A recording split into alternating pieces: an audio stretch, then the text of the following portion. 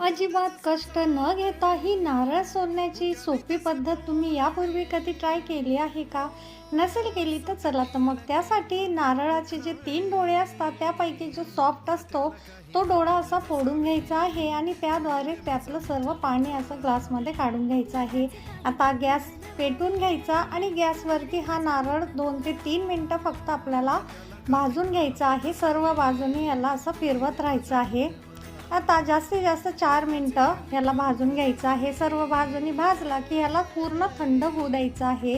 थंड झाला की ह्याच्या ज्या जाड कडा असतात त्यावर असे हातोड्याने मारून घ्यायचं आहे. आणि हे बघा अगदी झटपट हा नारळ फुटतो आणि अलगद आपल्याला यामधून नारळ काढता येते. करवंटीमधून कुठलेही कष्ट न करता, न हाताला लागता. हे बघा दुसराही नारळ याच पद्धतीने आपण काढून घेणार आहोत. आपण बघू शकतात किती झटपट असा हा पूर्ण खोबरं आपलं यामधनं निघून आलेलं आहे.